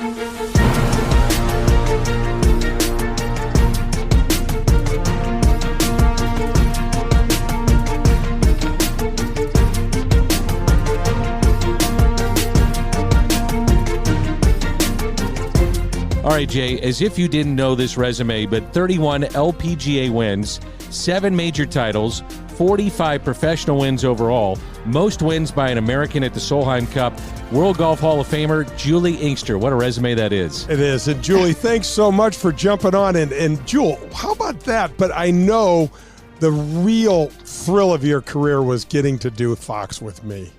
It was the real thrill was walking the 24 miles we walked at Chambers Bay. Oh. And we got on, I think you probably got on 2 sentences, and I think I got on 1, and you had probably 12 blisters on your feet. It was quite the debut for the Delsing Inkster double duo. Danny, I'll never forget. I looked at Julie. I'm like, I don't think I can walk back to the car. That place was a disaster trying to walk, Julie. We were all over the place, and they never called on us. I know. And then Julie, go follow Jason Day. He just made 3 birdies in a row, and by the time I got out there, he would double hole. And then they go, okay, go follow someone else. I mean, it was a nightmare. It was a nightmare. Oh, my gosh. It was. Yeah. Well, Julie, one of the things that I wanted people to know, that the career that you had, your pro career was fantastic, but you won 3 women's U.S. amateurs in a row. You won the Broderick Award in '82, which is basically now it's the Honda Award for the best collegiate golfer. And you played at San Jose State. Talk a little bit about growing up, because your story is fantastic. Yeah, I mean, basically, I kind of fell into golf. I had 2 older brothers, and I was, I guess they would call it a jock. I love baseball. I love basketball. And we loved to play flag football, which kind of turned into tackle football.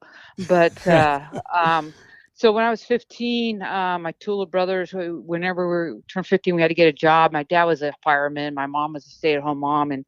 And my middle brother, Mike, worked on the golf course. He mowed greens and raked traps and stuff like that. So he asked the pro if I went up there, if I could apply for a job. And I got the job parking carts and picking up the range, and got some clubs from the back room, lost and found, and started playing. And just kind of fell in love with it. I had good hand-eye coordination anyway, and to be able to just be out there by myself and playing it by myself, I just and I progressed pretty quickly, and the rest is kind of history. Julie, I gave that remarkable resume, and it is remarkable. As you reflect now on your career, what are you most proud of? That's a good question. Probably being able to do it, traveling with 2 kids. It's because, we didn't have maternity leave. We didn't have daycare. And, I ended up really winning more tournaments after I had kids than before kids. And, and they still like us. Brian and I, I don't know if it's because of the credit card or just because they like us, but, no, and you never know how it's going to turn out, because my mom was a stay-at-home mom, and I'm traveling with them after 6 weeks, and but you know what? I think I'm most proud that I achieved that, but probably the most fun I ever had was being the Solheim Cup captain, no doubt. I bet. Now, I want to go back to something you just said. You had more success after children than before children, which I find to be really interesting, because normally you just running around trying to, just keep everything straight. So why do you think you had the success after you had kids? Well, so I started when I was 24, and I had Haley when I was 30, and then I didn't win until another 5 years. So it took me a little while to figure it out. I mean, I played well, I played okay, but didn't win. And then, I just kind of rededicated myself to the game, and I got a new teacher, a guy named Mike McGetrick, whose wife played on tour and had a couple kids, and he kind of got it. And I'm kind of a realist. I'm like, can I get my game back, or should I just hang it up? And he goes, oh no, we can do it. So, it was more like, quality practice than quantity. And, where the kids were sleeping, my mom would come over, and I'd go up and hit balls and practice. And I just kind of slowly start getting better and better. And then, really in 1996, I took off, and I played great for, 6 or 7 years. That's amazing. Julie, one of the things that I think is so cool is how you went out and won straight away, and you kind of came out in the middle of '83, I think, and you won Rookie of the Year in '84. But the success, to have success on the tour right away, is so important, isn't it? Yeah, it is. I mean, I played 5 tournaments in '83. I got my card in October of '83, and so I was eligible to play 5 tournaments or five or 6 tournaments because I won my 5th one. So maybe it was more like 7 tournaments. And I played well, but I was always really super competitive and really, I probably never did anything the best, but I was a grinder and, I never gave up and I'd find some way to get the ball in the hole. It maybe didn't look the prettiest, but, I wanted to succeed and I wanted to, be good. Juli Inkster is our guest, World Golf Hall of Famer, and there's nothing better, and you said this, than wearing the red, white, and blue. That must have meant just a thrill of a lifetime for you. It is. I mean, being American and being able to represent your country in a sport. I mean, it's not like we're going out there and saving the world, but I just think being able to, when you put on the red, white, and blue, it stands for something, and I think it stands for integrity and competitiveness and respect. And I just loved having a team, even though we only got to do it once every 2 years, but just being a part of something that's bigger than yourself, I love that. Well, Jewel, you've won more Solheim Cup matches than any American woman has done that. And that's because I'm old, Jay. Yeah, you are. But you're a baller and you're a grinder, as you said. And Juli, give me that. Like when I watch the men play in the Ryder Cup, and I'm like, so sometimes it just looks, and I hate to even have to say this, but it looks like we don't have the heart that the Europeans have. It's like, just get the job done. It doesn't have to be pretty. And I feel like, oh man, especially after watching Rome, Jewel, it just didn't look like that.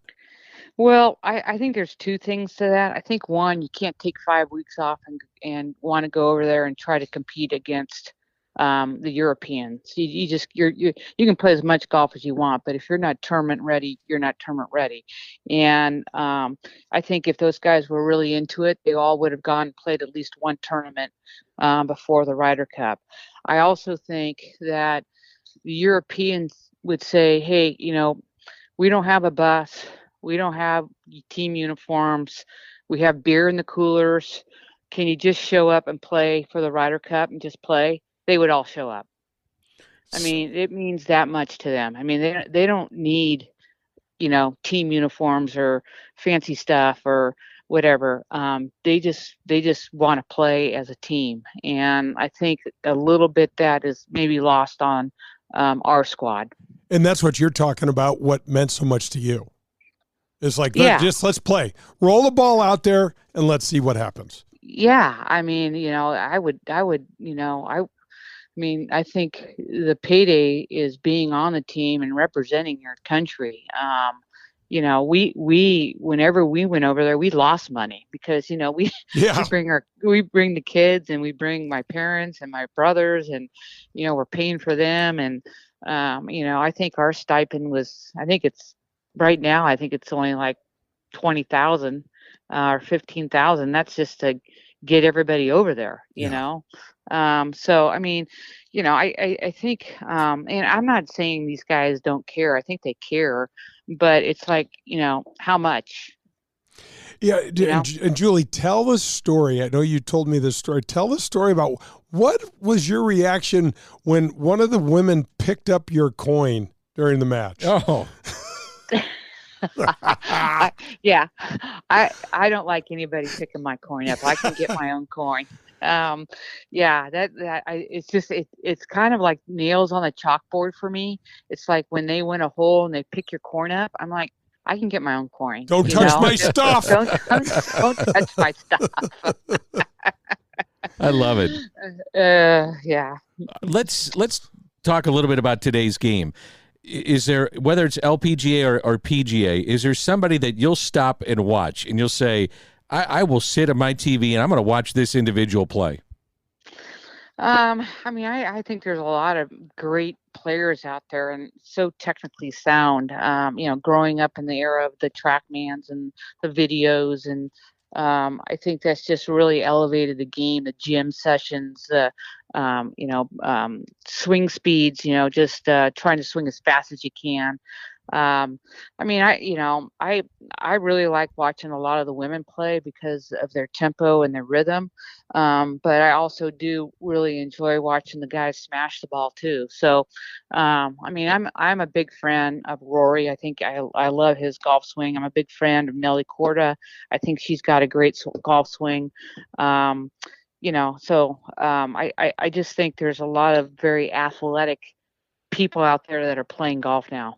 Julie, when I watch Nelly swing the club, Nelly Korda, she looks like she was made to do this. It's such a beautiful blend of power and grace. It's almost, I mean, it's just gorgeous.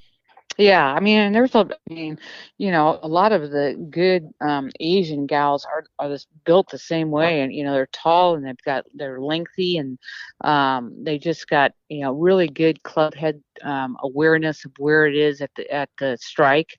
I just think they're just so much. When we played, we just played. I mean, I never hit balls on the range. I mean, we would tee it up after work and we'd play as many holes as we could play. I mean, we learned how to hit different shots and everything, but the game has changed where you don't really have to learn how to work the ball anymore. Juli Inkster is our guest, World Golf Hall of Famer. I'd be remiss if we didn't ask you about this. You love, obviously, the game of golf. What are your thoughts on LIV and what's transpired with should guys play in the President's Cup? Are they allowed to play in the Ryder Cup? What's happening with the PGA Tour? All those things. What are your thoughts on that? Well, I'm not a fan of the LIV. I just don't think. I think it's more exhibition. I mean, you can't just have the same guys playing week in and week out, 3 rounds against the same people. I mean, I think the greatest thing is on the PGA and the LPGA, you can have 144 players and anybody could win. You can have the greatest round of your life, 4 rounds, and you win a tournament. And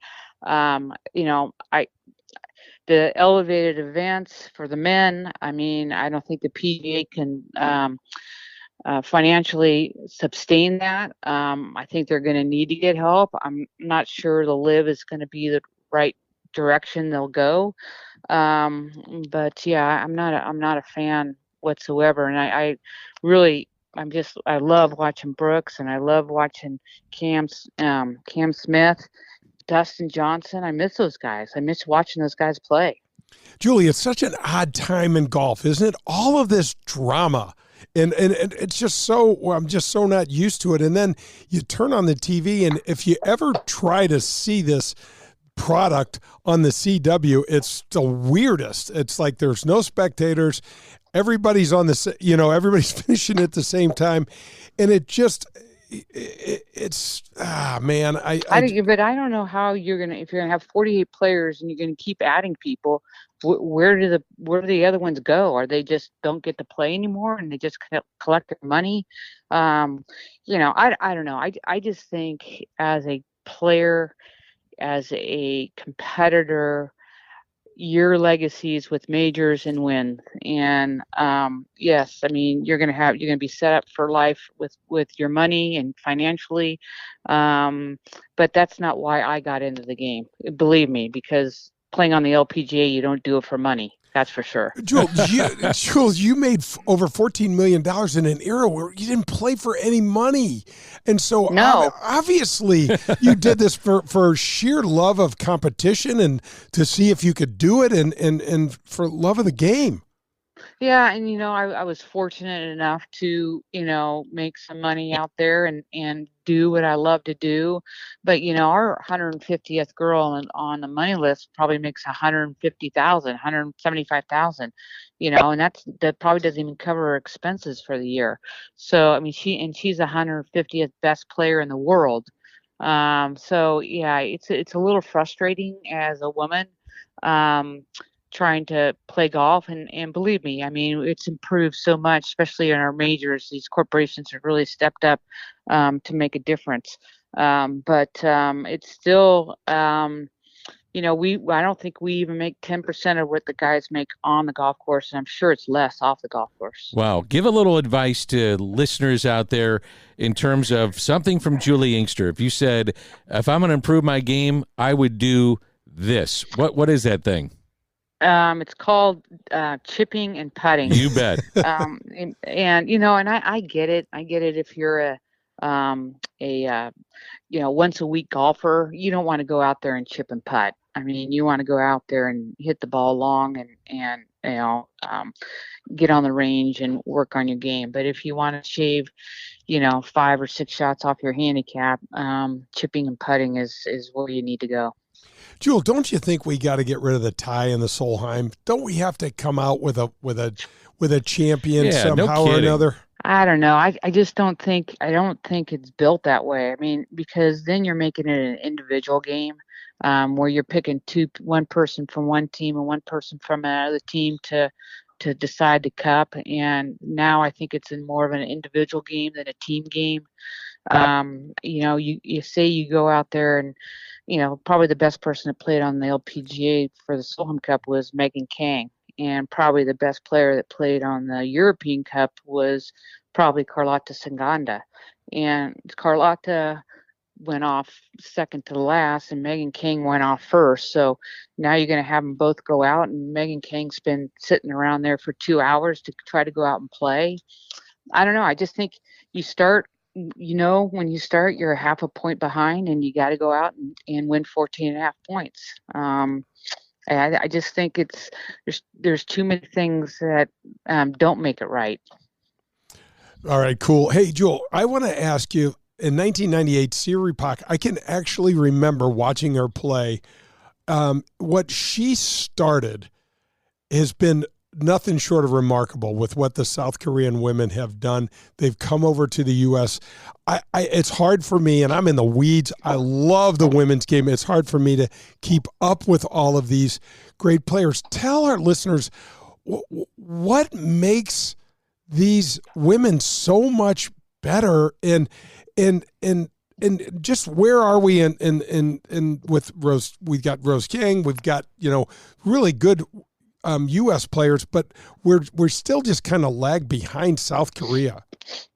Well, South Korea, Thailand, Sweden, Mexico, Canada, all these countries have federations where the government funds their golf program, and so they get the best women athletes. They put them in these programs, and they become amazing golfers. I mean, over the United States, if you're a middle class parents and you're not going to be able to afford golf lessons, to travel, the equipment, the golf course. So you're going to put them in soccer shoes. You're going to put them in a field hockey stick or a lacrosse stick, and you're going to go out and play. They've probably had this federation for probably 15 years, and the USGA is starting something like this. But we're 15 years behind times, and it's going to take us a while to catch up. There's no doubt, and I think we will with the new what the USGA is trying to do is get teachers, get these kids that are good junior players and develop them, and put some money into them, and their teaching and their travel. So it's paid for and they can play against the best. So that is my kind of synopsis of why they're so much better than we are right now. No, it's well put. Final question for you, Tiger Woods. Do you see a time that he's healthy enough to come back out and compete? And even if he's healthy enough, do you see him competing at a high level? Well, I don't know. I wouldn't put anything past that guy. Yeah. I mean, he's like the cat with 7 lives or 9 lives or whatever it is. I don't know. I mean, I just think the whole walking 4 rounds, it's like, what does he have to prove? I think his kids are at an age where they're in a lot of stuff, and I know he kind of wants to be there for them. Before, it was just kind of hard to watch him walk and deal with what he was dealing.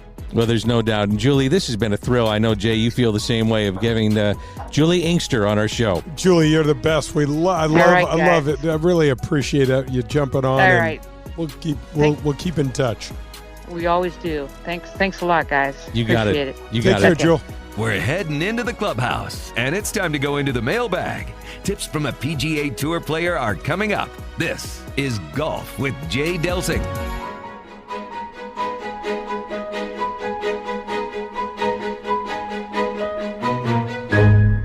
Daugherty Business Solutions has been enhancing the business of our customers for the last 37 years. How do we do it? Through our expertise in technology, better use of data and analytics, artificial intelligence, and machine learning. We roll up our sleeves and collaborate. We build applications and effectively communicate with our partner clients to bring their goals and objectives to the finish line. Our award-winning Access Point program is a community game changer. With nearly 100 students in the program, mostly young African-American females are making between $55,000 and $60,000 per year right out of high school. That's right, $55,000 to $60,000 a year right after high school graduation. That's when they begin their training. CEO Ron Daugherty believes the talent is equally distributed, but access to that opportunity is not. So here's Access Point, providing more and more opportunity for those in and around our community. It's Daugherty Business Solutions. You're listening to Golf with Jay Delsing. Brought to you by CarShield and Daugherty Business Solutions. Every Sunday morning from 8 to 10. It features top guests, tips from a PGA Tour player, and the latest news and notes from around the world of golf. This is Golf with Jay Delsing. Are you driving an out-of-warranty car? It's only a matter of time before your out-of-warranty vehicle is in the shop costing you thousands of dollars. Auto repair costs are up nearly 20% from last year, which is 4 times the rate of inflation. If an unexpected breakdown happened today, would you be ready for that? Well, now you can be with a plan through CarShield.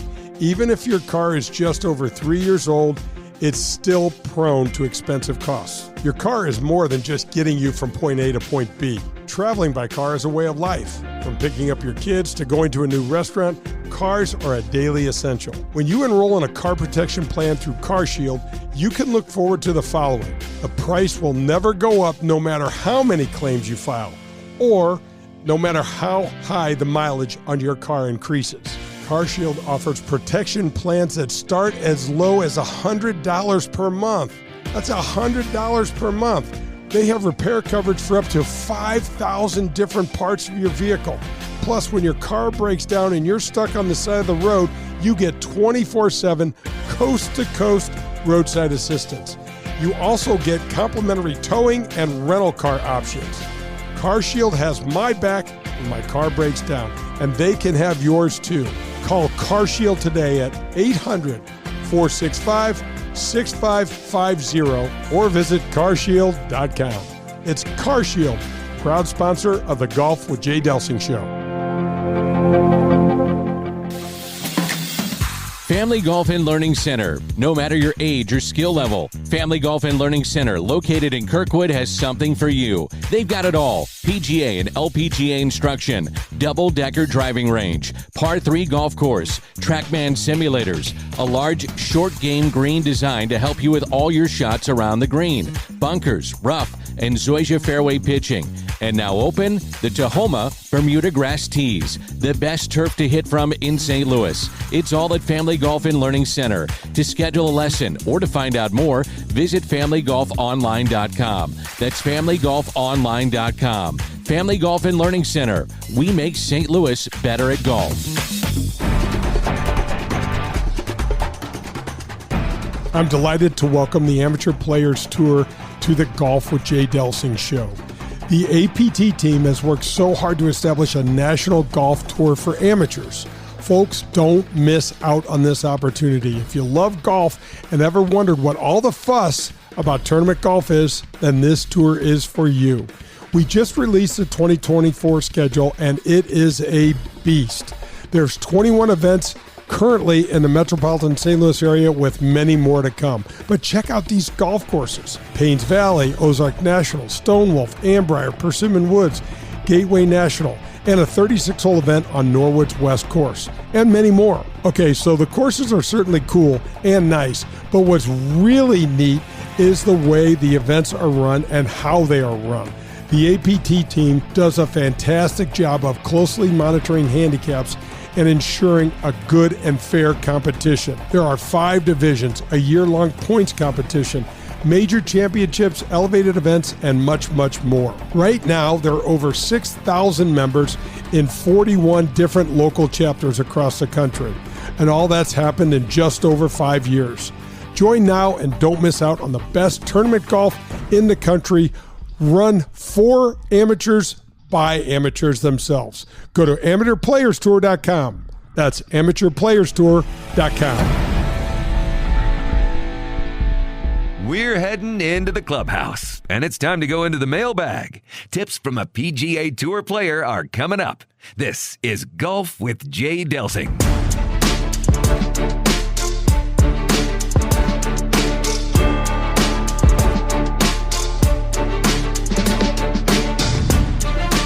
Final segment on Golf with Jay Delsing as we head down the stretch. With Jay Delsing, I'm Dan McLaughlin, coming to you from the Car Shield Studios.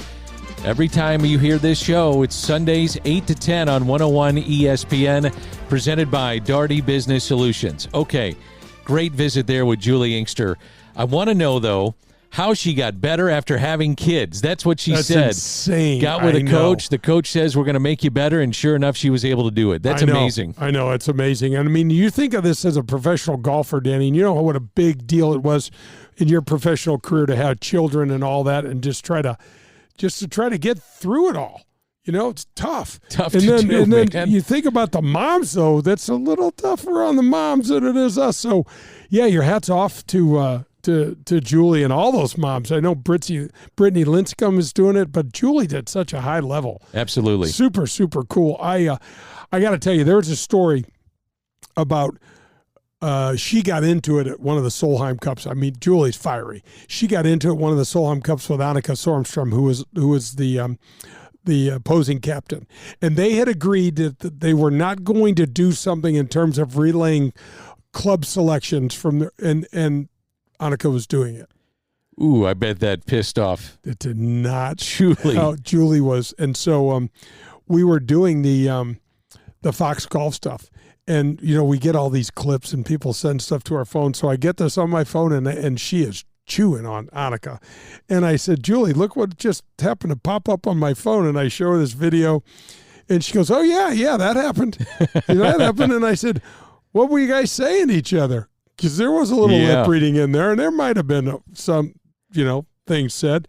And she said, language is what you're telling me? Right. And she said, I was just asking Annika if she and Mike and the kids want to come over for a little Thanksgiving dinner after the Solheim. And I said, that's what it looks like. It looks like she's so classy. She's just such a cool person. So, you think of winning the U.S. Open and how many times she's won that, and just how she's represented the game and grown the women's game. And now you look at what the women's game Danny's doing. It's super cool. Well, I think the thing I took away from the interview, there's a lot, but the importance of the Solheim Cup to her, international competition, that was a big, big deal. And being a captain, competing in it, all those things, that was a big deal to her. Yeah, no, it meant, I mean, she's bleeding red, white, and blue, man. You can tell. So I don't know. I don't understand, Danny, why we have such a wide variety of how that affects people. I guess Tiger's kind of ambivalent to it because of it wasn't significant to Jack, and Tiger was always, born and raised to beat Jack's record, and the Ryder Cup was never one of those things. So, and I think for Jack, it didn't mean much because the teams won anyway. Right. So Jack was just probably not really all that into it and saving some of his bullets probably. I don't know, but boy, you get someone like Juli Inkster or get someone like Keegan Bradley, he is in. He's all in, man. Oh, boy, he is in. Yeah. What did you think about him choosing Webb Simpson as his first Didn't know that was going to happen. Yeah, I was really surprised. I knew those guys were buddies, but that could be paving for Webb to get in, in as a captaincy as well, because we're in this odd time, Danny, where we don't have a lot of players that age for whatever reason. I think it's just an anomaly. We don't have a lot of players in that age that have competed a lot in the Ryder Cup that would be, good captains in terms of using the criteria that we've used in the past, Typically, this would have been Phil Mickelson's. This would have been his slam dunk. His deal. I wonder what it means to him not to be a part of this, if he cares at all. I wonder how much. I wonder how his friendships have suffered with this whole live thing. I wonder, because he kind of took Keegan Bradley under his wing at the Medina Ryder Cup, and they were teammates and did a couple of the partnership deals together, and they were a formidable team, man. And so it just kind of makes you wonder what that looks like. The thing I like about Keegan Bradley, what he's doing right now, and he's getting asked questions nonstop at these events, but when a U.S. player is coming off the course, he is there to greet him. Have you noticed that? Yeah. He is waiting around at tournaments, no matter where he's at in the competition, and he's there to shake their hands, a little slap on the back, a little encouragement, whatever the case may be. But he's starting now these inroads. Maybe he didn't need to do this, but he's starting the inroads with some of the top players. Well, I like the fact that he's doing it his way, Danny. That's another good point. Let's try to grow some of this camaraderie. I mean, I feel really good about the team and how we've played on U.S. soil. I don't know if it's the golf course and the golf course setups. I know that has a lot to do with it. I don't know if that's a huge thing. I think the Zach Johnson Waterloo moment was no one playing prior to. I think if we look back at it, we're like, well, nobody was ready to play when we dropped the puck. Right. And the Euros were. Remember, they went there, and the camaraderie that they had there, that was such a difference for them. And what did they play, Danny? It wasn't the Scottish Open, but it was some European Tour event. They all played just the week before. I think it was the Scottish. Yeah, it might have been. I think it was. Yeah. So I don't know what, but it has to be different. All right, let's jump into your favorite part of the show. Love the mailbag, man. You love the mailbag. We get emails from all over the place. It's jay@jdelsinggolf.com, jay@jdelsinggolf.com. This is interesting. The one-ball drill when on the range. Are you an advocate of this? And let's explain what it is, too. Yeah, so, folks, what it is that you're actually on the driving range practicing a hole that you're going to encounter during the upcoming round. So what that means is if you have a favorite hole that you play really well, that's one thing. But let's say there's usually, Danny, when I went to a golf course I wasn't familiar with, there were one or two holes that made me uncomfortable. And so, folks, this one ball rule is perfect for that. Let's say, I'll tell you one hole that used to make me uncomfortable when we'd go down. Boy, you got to think about this. There were a bunch of holes that probably made you uncomfortable. Oh, my gosh, Danny. I can remember. Well, let's just take the TPC at Sawgrass. Okay, so obviously the 17th hole makes everybody uncomfortable.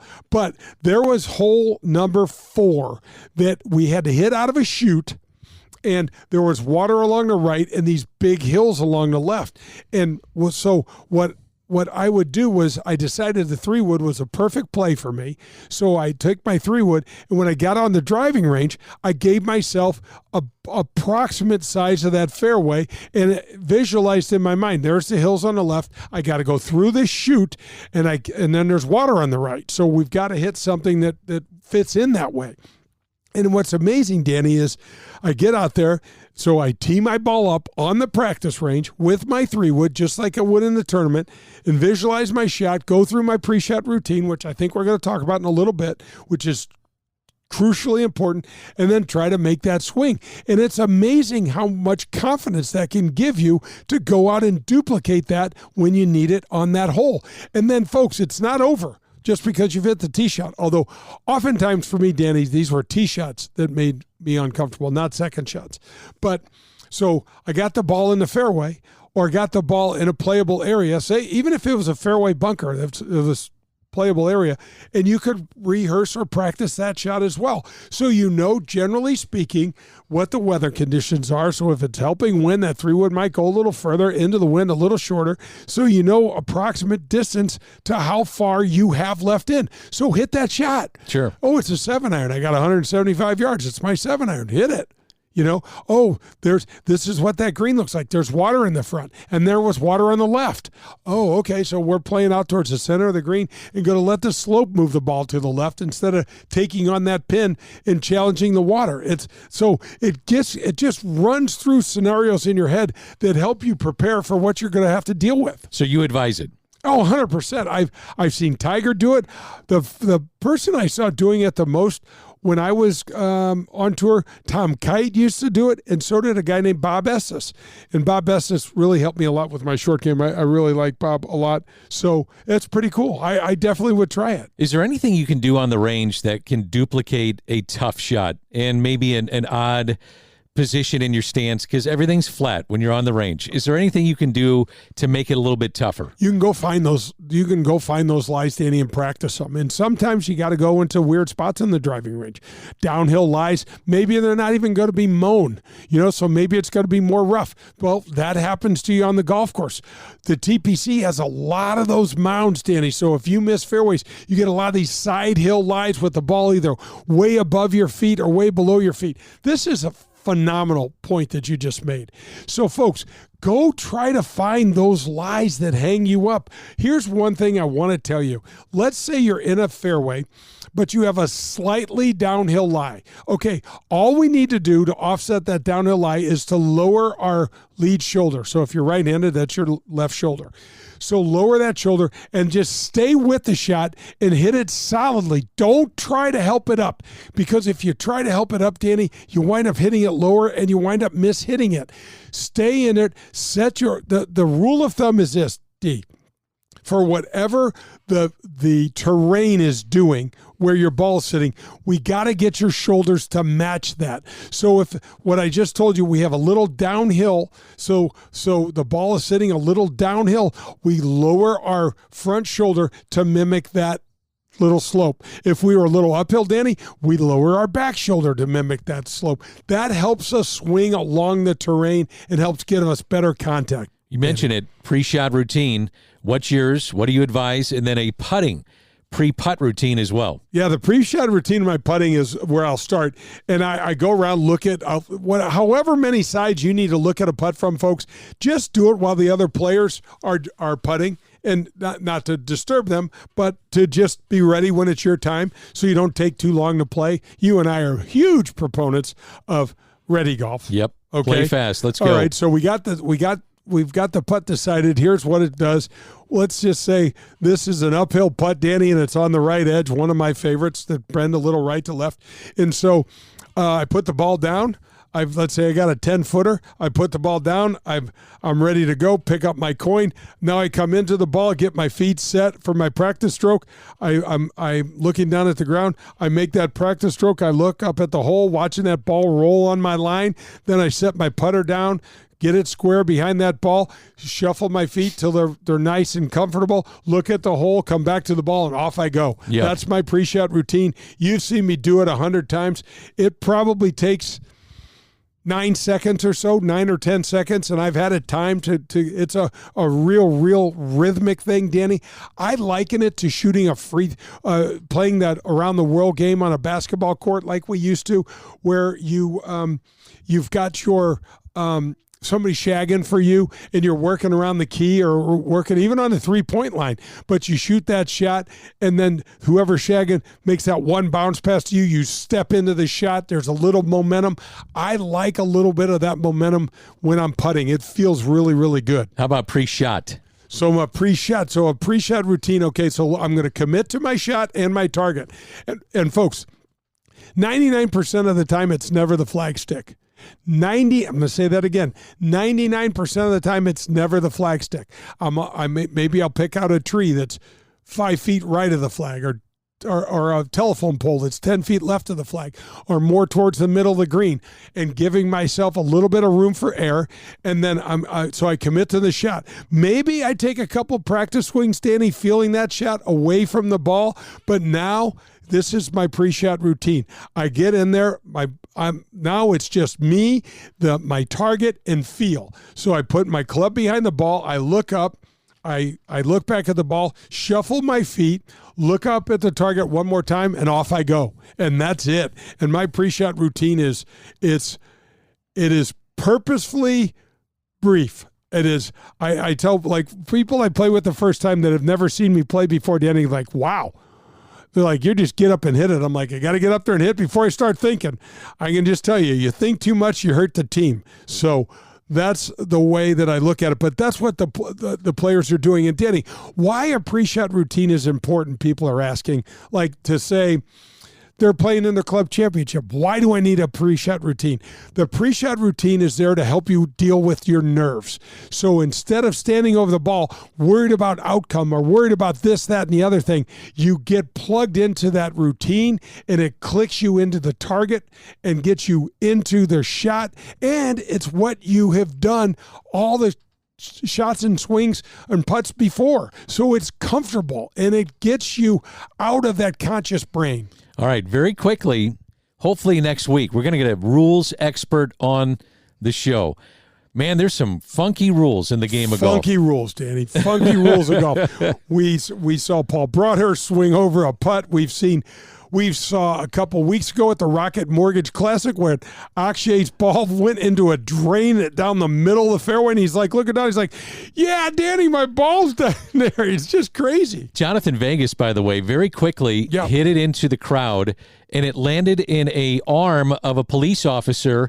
And here's the question. What if the guy takes off? What if he's running with the ball and it's still technically with him? That's happened before, Danny, where people have seen a guy pick up a ball and just take off. Yes. And so what happens is, because it doesn't have and it's verified, this has happened. Yeah. So you get a couple of spectators like, yep, man, that dude took your ball. So you call a rules official. They give you a general area where he was standing. And because that ball never had a resting place on the ground, you drop as close to that spot as you can. It has to be verified by a couple people. You can't just say, oh, yeah, you wing your ball over the fence, go, yeah, some guy took my ball. No, that doesn't work like that. Our thanks to Keith Houlemarde, the CEO Commissioner of the APGA Tour, as well as Chase Johnson, winner of last year's inaugural APGA event here in St. Louis, and the World Golf Hall of Famer, Juli Inkster. Jay, great show. How do we end it? Hit him straight, St. Louis. Danny, great to be with you. If you're in the market for a new or used vehicle, any make or model, then you need to visit the Dean Team Volkswagen of Kirkwood. They are the official vehicle provider of the Golf with Jay Delsing show. My daughter and I both drive vehicles supplied by Colin and the Dean Team Volkswagen of Kirkwood, and it's because we know we can trust them. They made the car buying experience painless and easy, and their customer service is second to none. Every single step of the car buying experience was taken care of for us. You can reach Colin at 314-966-0303, and he will answer all of your questions and put your mind at ease. The Dean Team Volkswagen of Kirkwood has new or pre-owned vehicles to be purchased or leased, whichever you prefer. Once you visit the Dean Team Volkswagen on Manchester in Kirkwood, you'll be a customer for life because they will treat you like family. The Dean Team Volkswagen of Kirkwood, the official vehicle provider of the Golf with Jay Delsing show. For the best in Italian cuisine in St. Louis, look no further than Paul Manno's, located in Chesterfield.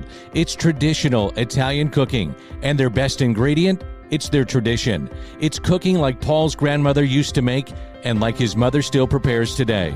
There are no corners cut at Paul Manno's. From greeting you at the door to the pasta you'll share with your family, Paul Manno's is committed to bringing you their very best anytime you share a meal at their place. It's Paul Manno's, located in Chesterfield. Are you tired of watching your golf scores go up every year? Despite new equipment and even a couple lessons, you still fight that slice or your inability to get that ball up and down out of the bunker? Well, get ready to experience better golf with Elevate Golf. At Elevate Golf, we're changing the way golfers practice with our innovative and data-driven approach to learning and, most importantly, improving. We have an array of membership options where you can find the perfect fit for your golf, your lifestyle, and your budget. Whether you start in our full-service gym, the short game area that has real sand bunker, or one of our 7 TrackMan simulator bays, the team at Elevate Golf will do a complete assessment of you and your game, which is crucial because if you don't know where you're starting from, it's nearly impossible to attain a goal or a new level. Call us today at 636-265-0557 or visit us at elevategolf.com. That's ELV8golf.com. Contact us today and get ready to play better golf. Recently, my nephew called me and said his basement had flooded and all the hardwood, carpet, and flooring had to be replaced. I told him I have the perfect place for you to go. At Jerseyville Flooring and Furniture, this second-generation family-owned business treats everyone just like their family. Jared Capps is continuing his mom and dad's 50-year business tradition where honesty, transparency, and service carry the day. My nephew loved the luxury vinyl product. Jerseyville Flooring and Furniture has the largest selection in the area. Whether you prefer Mohawk and the wide variety of their product lines, I love the Rev Wood product, by the way, or Karastan or Pergo Elements line, Jerseyville Flooring and Furniture will literally have you covered. You have pets? Let Jared tell you about the many sustainable flooring and carpet options that are pet-friendly but also easily maintained to keep your floors looking great every day. And don't forget about their huge selection of Lazy Boy recliners. They are awesome and one of the biggest selections in the Midwest. Call them today at 618-936-0536 and get your free estimate or set up a consultation with one of their experts. You can also go to jerseyvillecarpetandfurniture.net.